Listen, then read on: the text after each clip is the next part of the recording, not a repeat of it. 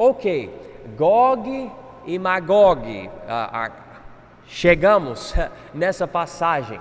Já estudamos várias coisas de Ezequiel e outros livros para chegar a esse ponto. Na semana passada, na aula anterior, eu mostrei para vocês como há profecias, várias profecias focadas especificamente no povo de Israel, os israelitas, os judeus, os hebreus, os israelenses, esse grupo com vários nomes por causa de várias circunstâncias. Eu quero enfatizar agora para vocês o que estudamos na semana passada e o que nós estaremos estudando hoje à noite foca em Israel, ok? Esse povo. Nós podemos ver certas coisas que vão se relacionar a gente com a gente, mas o foco é isso, a nação de Israel. Por quê? Porque o povo de Israel é o povo que Deus escolheu logo no primeiro livro da Bíblia. Primeiros capítulos, 12, 13, 14, etc. Ele escolheu Abraão, Isaac e Jacó. Ele deu promessas para esses três homens, os patriarcas, e Deus faz muita coisa até hoje e além de hoje, coisas baseadas especificamente nessas promessas, porque Deus nunca vai mentir. E por causa disso, haverá o reino milenar terrestre aqui, ou tipo aqui na terra, olhando para Jerusalém, olhando para Israel. Isso vai acontecer por causa das promessas para Abraão, Isaac e Jacó. Nós podemos olhar para outros como Moisés, Davi, Jeremias, mas essas profecias para esses homens têm uma fonte que são as promessas para Abraão, Isaac e Jacó no livro de Gênesis. Então, para você não ficar confuso no que nós estamos estudando, nós não estamos estudando a igreja nesse momento. Nós estamos estudando a nação de Israel nas profecias, porque após o arrebatamento, a igreja não estará aqui, ok? Nós estaremos lá na glória, não aqui, passando pela tribulação. Mas Israel vai estar aqui, e já vemos como Deus está preparando o mundo para isso, porque segundo as profecias, o povo de Israel precisou voltar para a terra, e aconteceu, vamos ver quem vai lembrar disso hoje à noite. Israel voltou para a terra em que ano? Alguém pode me dizer bem alto? 1948, muito bem. E nós aprendemos algumas coisas, vocês podem ver aqui na apostila, página 32, o que já vimos, mas temos aqui embaixo o que aconteceu em capítulo 37, quando Deus colocou Ezequiel naquele vale com todos os ossos sequíssimos. Quem lembra disso? Lembra disso? Os ossos se levantando milagrosamente, e Deus colocando nervos e carne e pele por volta dessas pessoas totalmente mortas, e daí ele dá o espírito para essas pessoas, e esse grupo novamente representa Israel. E nós estamos observando como Deus queria marcar o novo nascimento, vamos dizer, de Israel como uma nação, de uma forma grande, porque ele utilizou a Primeira Guerra Mundial, que é incrível, e a Segunda Guerra Mundial, mais incrível ainda. Com a Primeira Guerra Mundial saiu a Declaração Balfour. Lembra disso? Eu li. Era uma carta que se tornou um documento oficial. Alguém se lembra do ano que saiu esse documento, essa carta? Alguém lembra a data? 1917, ok? uma data importante, eu acho. Bom lembrar dessa data. E com a Primeira Guerra Mundial, a Terra Prometida foi preparada para Israel, ok? Preparada para Israel. E você pode estudar tudo isso, já analisamos essas coisas na aula anterior. Na Segunda Guerra Mundial, Deus preparou Israel para a terra, ok? E em 1945, a Segunda Guerra terminou. Em 1948, se formou novamente como uma nação reconhecida internacionalmente, não por todo mundo, porque várias nações muçulmanas disseram, não, nós não aceitamos. E se você estudar os detalhes, realmente deu uma confusão. Eu não vou poder falar para vocês que Inglaterra e todo mundo envolvido lidou com a situação da melhor forma. Eu não posso dizer isso. Eu não vou criticar algo super complicado quando você tem um império que existia da Primeira Guerra Mundial e depois para a Segunda Guerra Mundial, tudo que tinha acontecido. E eles acabam repartindo partes da região para povos diferentes e tudo. E Israel não muita gente morava lá entre os judeus, ou que eram judeus, estavam na Europa e outros lugares, e daí eles acabaram voltando, e as pessoas que moravam lá não gostavam disso. Na Declaração Balfour, havia algo escrito dizendo, nós não vamos prejudicar os povos que já moram na terra prometida para Israel. Mas ficou muito complicado. E por causa disso, até hoje, há guerras ou batalhas lá entre Israel e outras nações. E há certas nações, como por exemplo o Irã, que publicamente falam, não escondem nada, eles querem eliminar Israel do mapa. Tem certos países que, se você comprar um mapa da região, não vai dizer Israel, vai dizer Palestina, outra palavra talvez, mas eles não querem aceitar.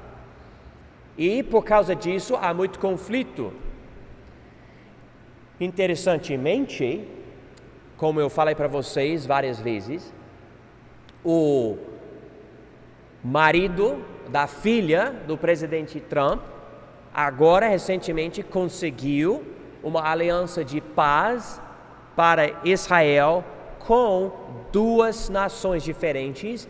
E ele está conversando sobre essa mesma coisa com outras nações, que é algo completamente histórico.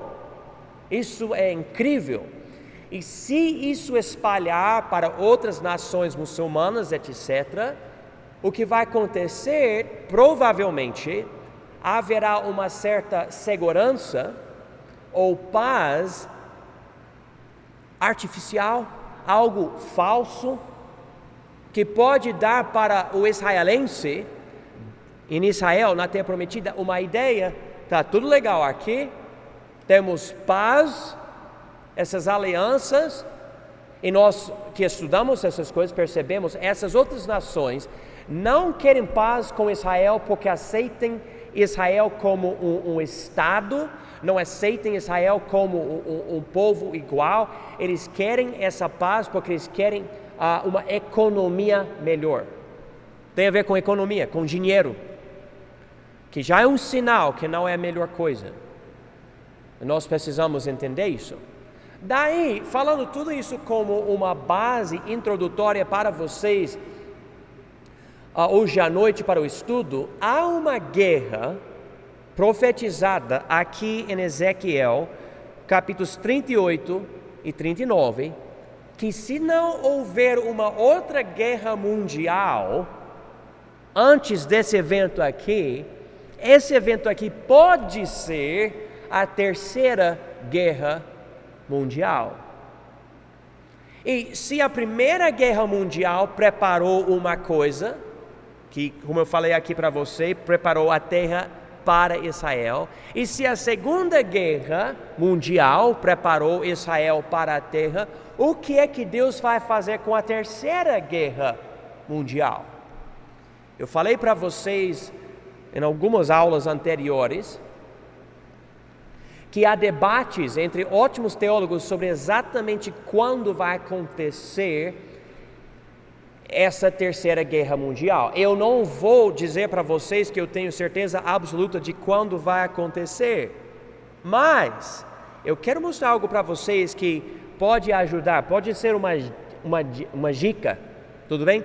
Então, antes de eu ler basicamente tudo desses 2 capítulos, vamos para o finzinho de capítulo 39.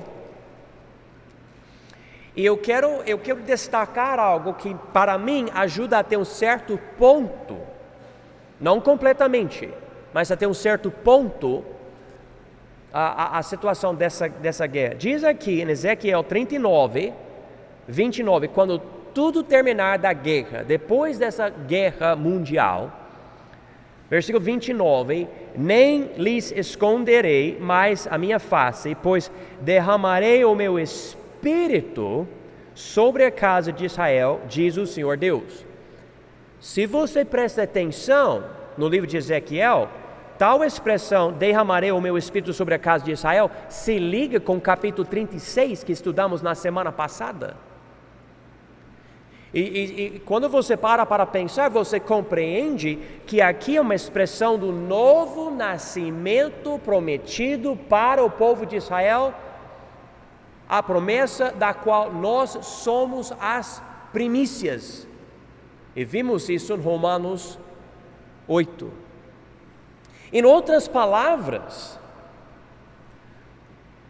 quando acontecer o novo nascimento espiritual de Israel, essa guerra já aconteceu. Então, se você puder determinar exatamente quando Deus vai dar esse novo nascimento espiritual para Israel, você pode colocar essa guerra antes daquele evento. É só que fica meio complicado se vai existir esse novo nascimento durante a tribulação ou somente durante o milênio, etc. E alguém pode estar assim me escutando falando para si mesmo: nossa, eu não entendo nada, meio complicado. Tudo bem. Mas para vocês que já entendem um pouco melhor, eu acho que o último versículo de capítulo 39 é muito interessante na questão da cronologia desse evento aqui. Quanto a mim, a minha teoria, se você quiser brigar comigo, beleza, porque eu quero aprender mais e eu não tenho certeza. Minha teoria é que é muito possível que essa guerra aqui acontece entre o arrebatamento e a aliança do anticristo. E que esse cara aqui em Ezequiel 38:2, chamado Gog, não é o anticristo. Não é o anticristo. Além disso, eu não acredito que essa guerra de Gog, que se encontra em Ezequiel 38 e 39, é a outra guerra de Gog e Magog em Apocalipse 20, depois do reino milenar, que usa a mesma linguagem, mas é uma guerra até maior. Ok? Eu digo tudo isso para falar o seguinte para vocês: essa guerra aqui é distinta. Essa guerra é diferente. Essa guerra é uma guerra de nações, principalmente muçulmanas, que vão chegar nos montes de Israel. E isso é muito interessante quando você compara as palavras aqui com mapas e a situação geopolítica de hoje. Porque nós não sabemos o que vai acontecer durante a tribulação, etc. A Bíblia não dá todos os detalhes. Mas olhando para a situação de hoje, a gente acaba pensando: será que logo depois do arrebatamento vai acontecer uma terceira guerra mundial, em que Israel vai ter uma certa paz mas vai ser uma falsa paz? Bom, vamos chegar aqui, página 33 na apostila, onde diz Ezequiel 38 e 39, a guerra de Gog e Magog. E talvez Gog e Magog não é a melhor forma de falar, talvez seja melhor falar a guerra de Gog. Mas enfim, deixe-me ler esse parágrafo para vocês. Estes 2 capítulos profetizam um grande conflito, talvez a Terceira Guerra Mundial, que envolverá a nova nação de Israel. Há várias interpretações de quando acontecerá, mas existe a grande possibilidade que esta guerra acontecerá entre o arrebatamento e a confirmação da aliança entre o anticristo e Israel. É notável reconhecer que o líder Gog, nestes 2 capítulos, não é o anticristo, e essa guerra não é a batalha de Armagedon. Talvez Gog seja um precursor do anticristo, como João Batista era o precursor de Jesus Cristo. É também notável que esta profecia, escrita 2.600 anos atrás, lida com povos que na época não tinham ligação nenhuma, mas que hoje tem ligação, especialmente por causa do Islã, uma religião que odeia Israel. Vocês podem ver aqui no mapa, eu tenho essa mapa aqui na apostila, essa mapa aqui. E eu deveria ter colocado mais nomes aqui, eu não coloquei, especificamente Seba, Dedan, na área de Arábia Saudita, mas é muito pequeno o mapa, se você que não conhece a geografia vai ficar difícil. Mas deixe-me tentar mostrar para vocês podem olhar no mapa, eu vou tentar ajudar vocês um pouquinho. Eu não sei, Gabriel, dá para ver o mapa na tela? Não sei se dá para ver o mapa. Mas enfim, na água aqui você vai ver a palavra Israel, ok? Israel é o foco, tudo bem? Fica bem no centro da coisa. Você não vai ver nessa mapa o Brasil está do outro lado do mapa, tá bom? Mas aqui o foco bíblico é essa região aqui. Eles falam que Israel é basicamente o tamanho do estado de Nova Jersey, tá? Mas aqui, não muito grande. E para o sul de Israel você vai ver o Egito. E para a direita, pulando aquela água que é o Mar Vermelho e o Golfo de Aqaba, talvez no português, é a Arábia Saudita. Eu não marquei, é outro lugar importante nessa batalha. Mas enfim, esses nomes aqui, alguns nomes são de hoje em dia, e outros nomes se encontram nessa passagem. Você pode ver a distância, nós estamos vendo nomes aqui da África, até Rússia, China, aquela região, ou quase China. É interessante ver isso. Você pode ver Pérsia, que hoje é Irã, até Turquia, e essa região que entra para a Europa. Então, quando você compara um mapa desse aqui, você para pensar, você percebe que distância grande para povos que não tinha avião, não tinha internet, não tinha satélite, não tinha celular. Mas Deus profetizou de um grupo enorme, de povos totalmente separados, entrando em uma guerra um dia. Se vocês estão pensando bem, isso é incrível, porque hoje você compara essas regiões, Líbia, Egito, Sudão, Irã, Turquia, são povos muçulmanos. Não existia o Islã quando Deus deu essa profecia em Ezequiel para ligar esses povos. Nós podemos ver aqui Rússia, aqui em cima, que não é um povo muçulmano, mas é sempre um povo que a gente tem que ficar de olho mesmo. Lembra sobre a Guerra Fria, que terminou basicamente em 1991? Um povo lá que estava querendo várias armas nucleares e tudo, e estava causando medo no mundo, lembra disso? Era essa região da Rússia. Agora tem outro nome, Rússia, era o quê? União Soviética, algo assim no português. Mas, então isso é muito interessante. Então eu imagino Ezequiel dando essa profecia, ele e outros pensando, mas como que esses povos tão distantes vão fazer isso? Hoje não há problema nenhum em entender essas coisas. Faz todo sentido hoje, todo sentido.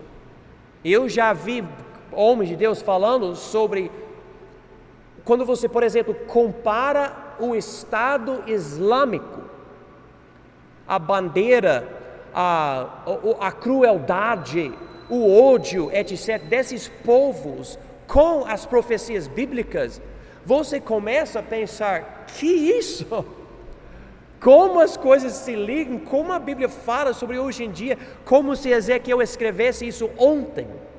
É incrível. Então eu enfatizo esse mapa aqui porque é muito interessante ver isso. Agora vamos ler a profecia e nós vamos ver algumas coisas interessantes sobre essa talvez terceira guerra mundial, talvez quarta, quinta, sexta, eu não sei. Eu não imagino a possibilidade de ter uma guerra mundial número 4, vamos dizer, do jeito que podemos imaginar, por causa das bombas nucleares que já existem. Como alguém disse, alguém perguntou, como que vai ser a terceira guerra mundial? E o cara falou, eu não sei, mas eu sei como que vai ser a quarta. A gente vai usar pedras e galhos para machucar, porque não vai existir mais depois da terceira, com as bombas nucleares e tudo. Isso não está na Bíblia, mas o que alguém falou pensando sobre os poderes, as bombas e tudo, eu não sei, mas enfim, vamos continuar aqui. Ezequiel capítulo 38, eu tenho esse esboço na página 33, vocês podem seguir, vamos ver essas coisas aqui. Deus contra Gog, versículos 1, 2 e 3 de Ezequiel 38. Veio a mim a palavra do Senhor dizendo, filho do homem, dirige o teu rosto contra Gog, terra de Magog, príncipe e chefe de Meseque e Tubal, e profetiza contra ele, e dize, assim diz o Senhor Deus, eis que eu sou contra ti, ó Gog, príncipe e chefe de Meseque e de Tubal. Se vocês quiserem marcar para ajudar, em versículo 2 você vai achar a palavra contra 2 vezes, em versículo 3 a terceira vez. Você não precisa entender bem Gog, Magog, Meseque, Tubal, essas palavras, mas você vai perceber, Deus é contra essas pessoas. E aqui diz especificamente Gog e terra de Magog, enfatizando uma pessoa e uma outra terra, uma região. E você pode ver algumas dessas palavras aqui no mapa. Eu coloquei aqui no mapa para ajudar vocês a ligar essas palavras. Tem aqui Meseque, Tubal, etc. É que quando você vê essas pessoas perto da Rússia, ok? Mas Deus fala para Ezequiel, você vai profetizar contra especificamente Gog. Gog é a pessoa destacada, mais importante do grupo. Então Deus contra Gog. Agora Deus controla Gog, versículos 3 a 6. Olha aqui. 4 a 6. E te farei voltar, e porei anzóis nos teus queixos, e te levarei a ti com todo o teu exército, cavalos e cavaleiros, todos vestidos com primor. Alguém não entende a palavra primor? Todo mundo entende a palavra primor? Armadura, esse tipo de coisa que eu entendi. Grande multidão com escudo e rodela, manejando todos a espada. E agora ele menciona outros grupos, persas, que é, por exemplo, o Irã. Etíopes, que é uma palavra, você não pode pensar especificamente sobre Etiópia, porque a Etiópia, do jeito que está hoje, não estava desse jeito quando escreveu essa profecia. Você tem que pensar mais sobre o povo. E esse povo, no hebraico, é a palavra Cush. E Cush se encontra no livro de Gênesis.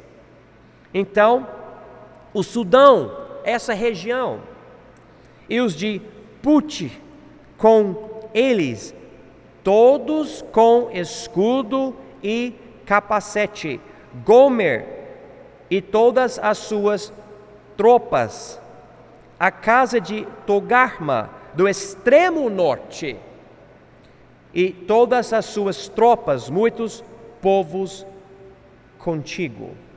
Então, quando você lê aqui, ele menciona vários grupos, da África, da Ásia, até chegando aqui na área de Turquia e para a Europa. É um grupo de grande distância.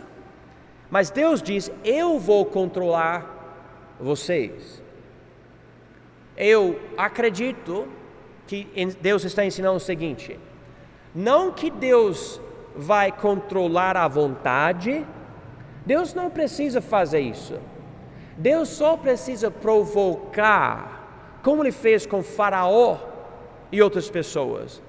E Ele usa essa linguagem forte aqui, versículo 4: porei anzóis nos teus queixos. Então eu vou trazer você para cá. É como, por exemplo, você fala: eu nunca vou entrar em tal lugar, mas alguém lá dentro irrita você e você fica sabendo que está lá, e você quer machucar a pessoa e você acaba entrando porque você está com raiva. Vamos imaginar. É desse jeito, eu imagino, Deus está explicando aqui. Então esse homem vai ter poder, esse grupo vai ter poder, mas um grupo contra Deus, e Deus é contra esse grupo de nações, de povos. E Deus vai controlar, vai provocar, vai incitar essas coisas. Daí, versículos 7 a 17, Deus coloca Gog especificamente em Israel. Versículo 7: prepara-te e dispõe-te, tu e todas as multidões do teu povo que se reuniram a ti, serve-lhes tu de guarda. Depois de muitos dias serás visitado. No fim dos anos verás a terra que se recuperou da espada e que foi congregada dentre muitos povos, junto aos montes de Israel, que sempre se faziam desertos. Mas aquela terra foi tirada dentre as nações, e todas elas habitarão seguramente. Por favor, em versículo 8, marca a última palavra: seguramente. Está falando de Israel.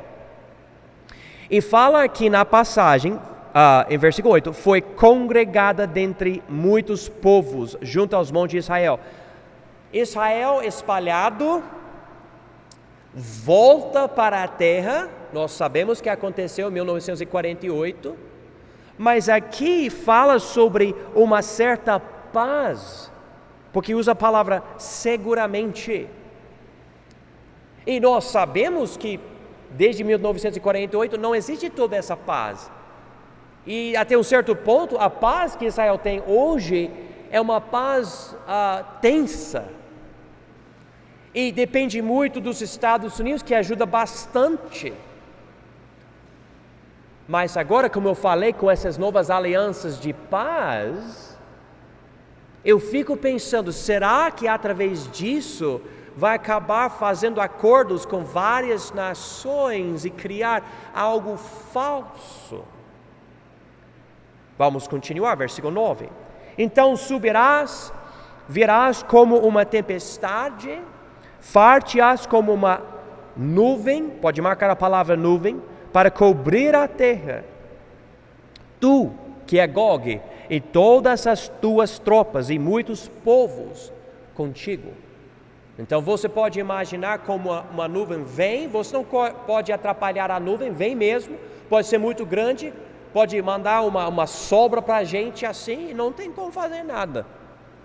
E Deus está dizendo que Gog, com todos esses povos, vai chegar nos montes de Israel. Versículo 10. Assim diz o Senhor Deus, e acontecerá naquele dia, que subirão palavras no teu coração, e maquinarás um mau desígnio. Então esse Gog, ele vai entrar, e daí ele vai pensar em fazer uma maldade, especificamente contra Israel.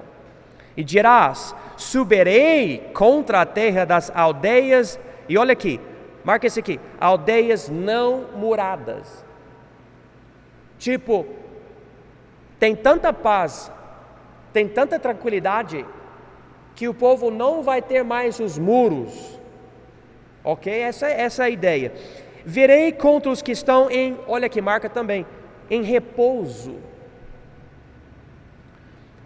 Paz, novamente, descanso, que habitam seguros. Então Deus está enfatizando muito essa ideia. Todos eles habitam sem muro, e não têm ferrolhos, nem portas.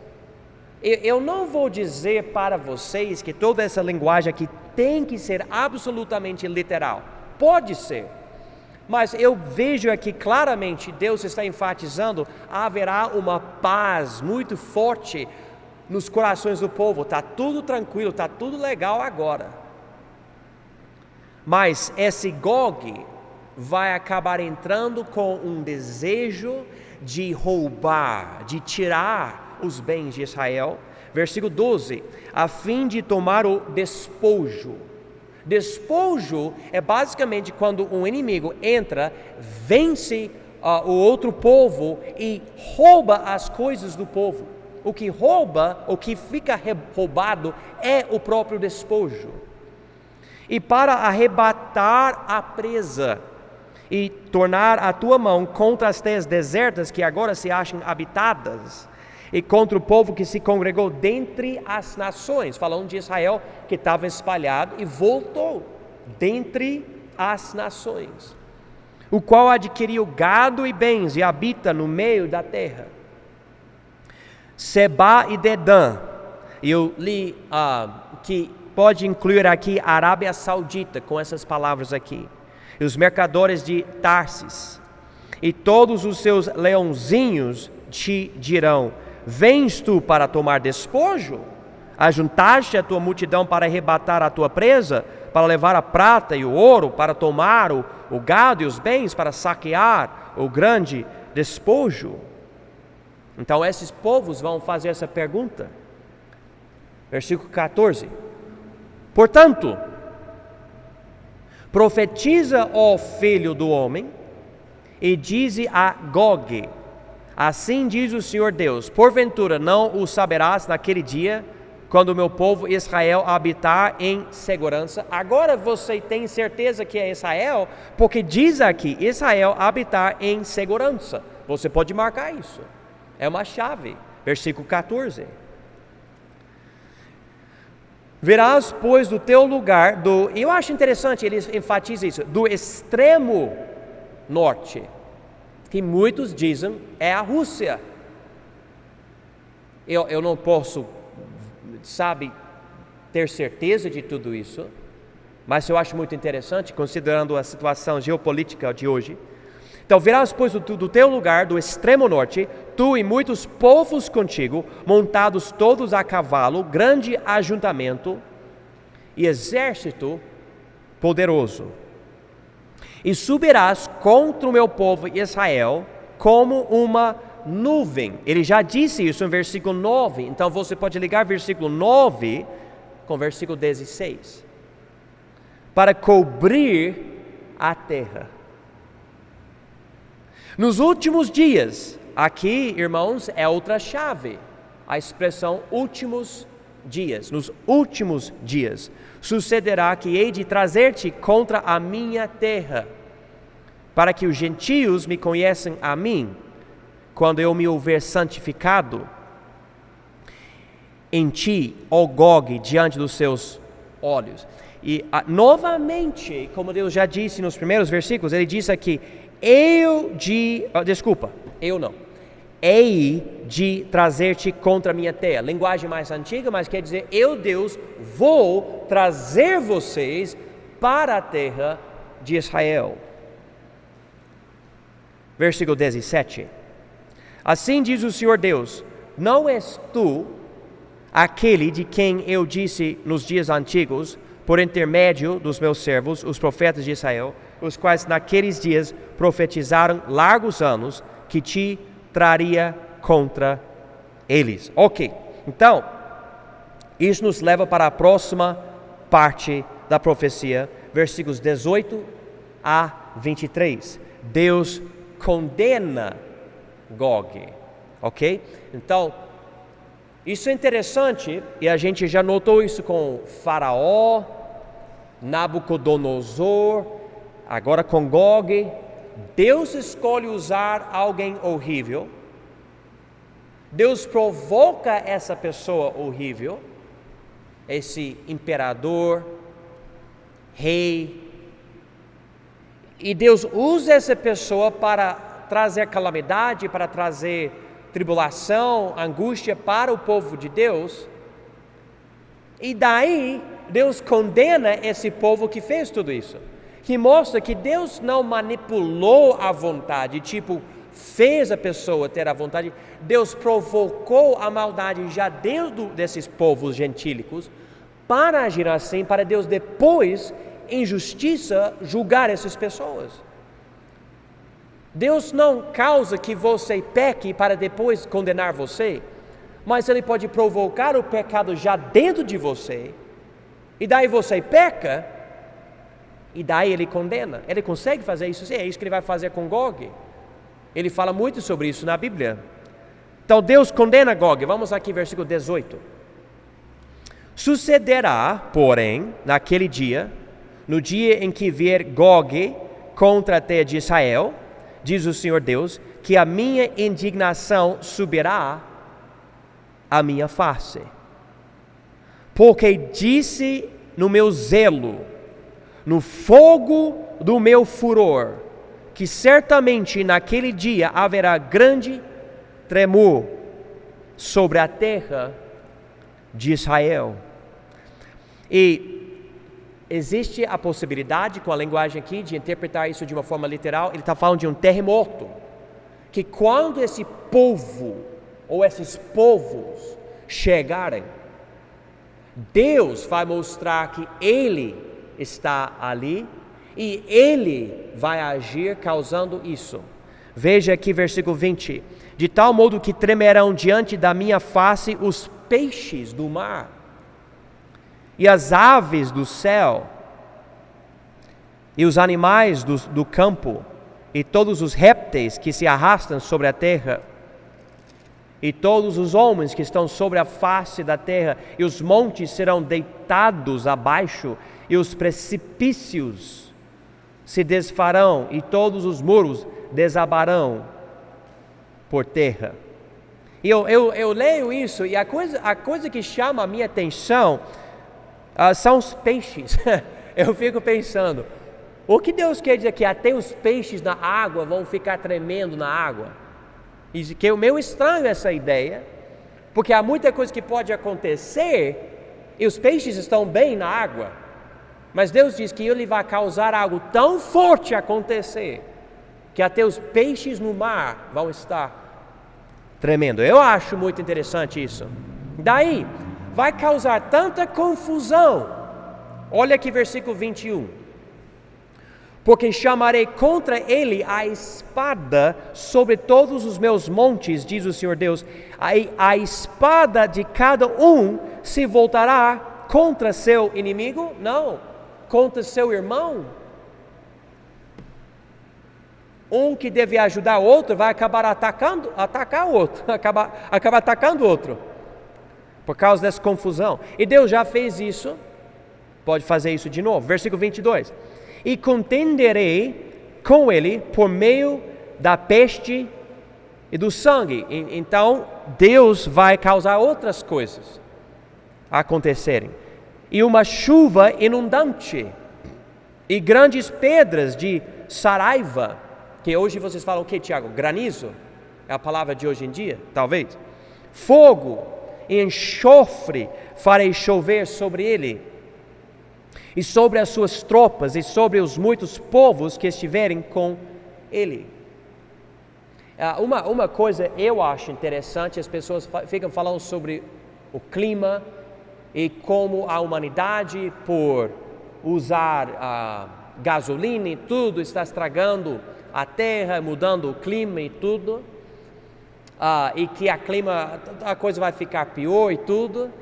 E o interessante, ainda que eu não consiga concordar 100% com todo mundo que fala sobre essas coisas, eu acho interessante que a Bíblia fala que no fim das coisas horríveis vão acontecer. Inclusive falam sobre a saraiva e fogo, enxofre, a chuva inundante e essas outras coisas. E claro, peste, que me leva a pensar sobre coronavírus. Mas vamos continuar, versículo 23. Assim eu me engrandecerei e me santificarei e me darei a conhecer os olhos de muitas nações e saberão que eu sou o Senhor. Ele não termina aqui. Agora parece que ele vai voltar um pouco em capítulo 39 e vai falar as coisas, mas vai dar mais detalhes para nós.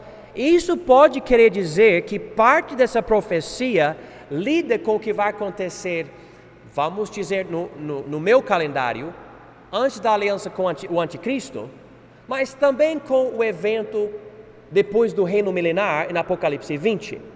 Eu digo isso especificamente por causa de versículo 7, mas em capítulo 39, mas vamos ver essas coisas aqui. Continuando, versículos 1 e 2 de capítulo 39, agora Deus controla Gog, já controlou, vamos ver isso de novo.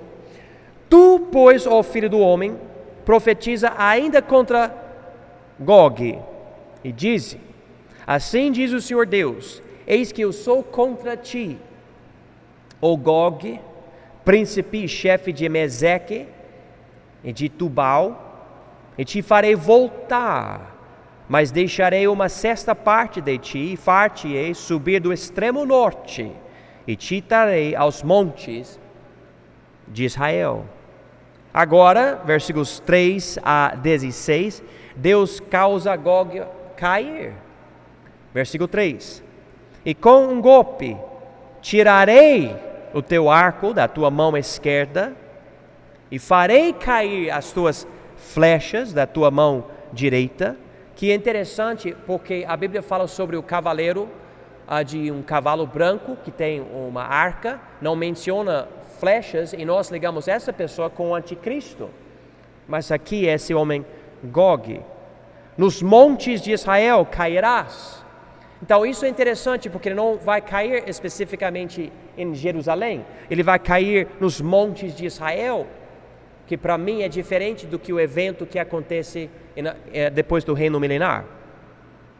Nos montes de Israel cairás, tu e todas as tuas tropas, e os povos que estão contigo, e as aves de rapina de toda espécie, aos animais do campo te darei por comida.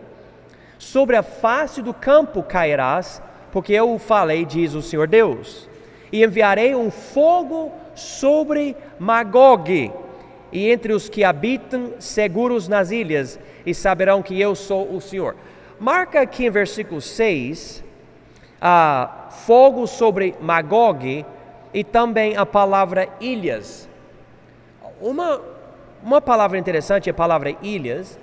Pessoas ligam muitas vezes a palavra ilhas com nações gentílicas, ou os gentios. Então pode ser isso. Mas aparentemente, ligando esse versículo, esse Magog aqui, com versículo 2 de capítulo 38, parece que haverá problemas na terra de Magog, um fogo lá. E Deus diz aqui em versículo 6, saberão que eu sou o Senhor. Deus vai fazer algo para que os gentios conheçam a Deus. Versículo 7, e eu farei conhecido o meu santo nome no meio do meu povo Israel. E essa palavra é a palavra que chama a minha atenção. E nunca mais deixarei profanar o meu santo nome. Aqui é algo que parece que não combina bem com toda a interpretação de todos os outros versículos. Porque nunca, como que isso pode acontecer antes do anticristo, sabendo que o anticristo vai fazer algo horrível com a aliança, etc. Essa palavra nunca. Eu li esse versículo em algumas outras línguas e diz a mesma coisa, mas não soa tão forte. Então, eu digo isso só para enfatizar isso para vocês. Mas nunca mais deixarei profanar o meu santo nome, e os gentios saberão que eu sou o Senhor, o Santo em Israel. E eu fico pensando, será que é um duplo cumprimento aqui, que liga com esse evento antes do reino milenar, e o evento depois do reino milenar, e que Deus está juntando, dizendo, afinal de contas, eu vou eliminar Gog, e nunca mais vai acontecer isso? Eu não sei. Como eu falei, há debates entre teólogos bons sobre exatamente quando isso vai acontecer. Mas vamos continuar, vou mostrar mais para vocês. Versículo 8. Eis que vem e se cumprirá, diz o Senhor Deus, esse é o dia de que tenho falado. Deus está dizendo, eu vou trazer Gog para aqui e eu vou destruir. Versículos 4 e 5, ele enfatiza, vai ter corpos por todo lado. Tantas pessoas mortas desses exércitos de várias nações. E olha que o resultado em versículo 9. Os habitantes das cidades de Israel sairão e acenderão o fogo e queimarão as armas, e os escudos e as rodelas com arcos, e com as flechas e com os bastões de mão, e com as lanças, e acenderão fogo com elas. E marque isso, porque isso é muito, muito interessante. Por 7 anos. 7 anos? Isso chama muito a minha atenção. Eu pesquisei quanto tempo leva para eliminar uma bomba nuclear nos Estados Unidos. E pelo que eu vi, se eu não me engano, leva um dia para poder eliminar 2 bombas nucleares. Há uma palavra no inglês, eu não sei traduzir para o português. Disarm, Paulo, você sabe falar? Desarmar, é só isso, desarmar. E vai até a ideia de separar as várias peças da bomba e destruir as peças de uma forma individual. Os Estados Unidos, só essa nação tem mais do que 1000 bombas nucleares. Eu não me lembro quantos. Um ano tem 365 dias. E os Estados Unidos não é a única nação que tem bombas nucleares. Eu sei que a passagem aqui fala sobre escudos, rodelas, arcos, flechas. Minha interpretação, que é a interpretação de muitos, é o seguinte: Deus usou essa linguagem para ajudar Ezequiel, porque Ezequiel não ia entender tudo que a gente tem hoje. O que ele vai entender de tanques e de avião e tudo isso? Eu acho que Deus colocou essa linguagem aqui, mas se a gente para pensar, não levaria, eu pessoalmente acho, não levaria 7 anos para queimar coisas de madeira. É só fazer um monte de arma aqui, ali queima, pode queimar vários lugares diferentes. Então, para mim, não faz muito sentido interpretar isso da forma de pensar sobre as armas antigas, mas na hora que você pensa sobre isso como profecia de coisa futura, e bombas nucleares e tudo, para mim começa a fazer muito mais sentido. E essa linguagem aqui, eles vão falar aqui que vão usar essas coisas para aquecer as casas e tudo. Eu pessoalmente vejo isso como uma forma de Deus falar, vai demorar muito isso. Vamos continuar, versículo 10. Você pode ter outra interpretação, eu não tenho problema com isso, mas eu estou transmitindo para vocês a minha interpretação, que é a de muitos outros que são até bem mais inteligentes do que eu. Versículo 10. E não trarão lenha do campo, nem a cortarão dos bosques, mas com as armas acenderão fogo, e roubarão aos que os roubaram, e despojarão aos que os despojaram, diz o Senhor. Há uma outra interpretação que diz que haverá uma outra guerra, que será a outra guerra, a terceira guerra mundial. Essa aqui vai ser a quarta, que diz que a coisa vai ficar tão feia que a humanidade não vai ter mais tecnologia, laptop, celular, satélite e tudo. Vai acabar com basicamente tudo. E vai voltar para coisas rústicas. E essa linguagem aqui você pode interpretar de uma forma literal. Há pessoas que ensinam isso. Se você aceitar essa interpretação, daí você também provavelmente precisa mudar sua interpretação sobre a marca da besta, sobre a possibilidade do mundo inteiro ver as duas testemunhas mortas durante a tribulação, porque hoje muitos interpretam essas coisas como o resultado da alta tecnologia que nós temos hoje em dia. Por causa disso, há conflitos nas interpretações e você tem que pensar, bom, se eu interpretar uma coisa dessa forma, eu tenho que interpretar o resto da mesma forma. Então tome cuidado, Deus dá esses detalhes para nós, mas precisamos ter paciência e cautela nas nossas interpretações. Versículo 11. E sucederá que naquele dia darei ali a Gog um lugar de sepultura em Israel, o vale dos que passam ao oriente do mar, e pararão os que por ele passarem, e ali sepultarão a Gog e a toda a sua multidão, e lhe chamarão o vale da multidão de Gog. Nós estamos falando de uma multidão mesmo, muita gente morta. E vão chamar esse lugar em Israel o vale da multidão de Gog, um cemitério enorme. E a casa de Israel os enterrará durante 7 meses para purificar a terra. Então você pode imaginar o cheiro, a situação feia. Eu já tenho imagens na minha cabeça dos que sofreram o holocausto, usando tratores para jogarem em buracos no chão os corpos dos mortos. 7 meses. Versículo 13. Sim, todo o povo da terra os enterrará, e será para eles memorável dia em que eu for glorificado, diz o Senhor Deus. E separarão homens que incessantemente percorrerão a terra, para que eles, juntamente com os que passam, sepultem os que tiverem ficado sobre a face da terra, para purificar. Durante 7 meses farão esta busca. Ok? Agora, veja aqui versículo 15, eu acho interessante esse detalhe. E os que percorrerem a terra, a qual atravessarão, vendo algum osso de homem, porão ao lado um sinal, até que os enterradores o tenham enterrado no vale da multidão de Gog. Então, alguém vai passar dias, semanas, meses fora do chão, em cima da terra, e alguém acha o osso, vamos dizer, o corpo explodiu, caiu um braço, e agora os bichos comerem tudo, só tem osso. A pessoa coloca uma bandeira, sei lá. E esses enterradores vão chegar, vão pegar o osso, não é interessante isso? Vão pegar e vão levar para esse lugar chamado o Vale da Multidão de Gog, para enterrar essas pessoas.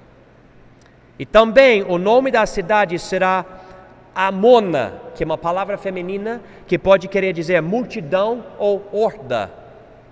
E assim purificarão a terra. E isso nos leva para a próxima parte, aqui versículos 17 e 24, Deus convida animais. Vou ler um pouco mais rápido aqui para terminar. Tu, pois, ó filho do homem, assim diz o Senhor Deus, dize às aves de toda espécie e a todos os animais do campo: ajuntai-vos e vinde, congregai-vos de toda parte para o meu sacrifício, que ofereci por vós, um sacrifício grande nos montes de Israel, e comei carne e bebeis sangue. Comereis a carne dos poderosos e bebereis o sangue dos príncipes da terra e dos carneiros, dos cordeiros e dos bodes e dos bezerros, todos cevados de Bazã.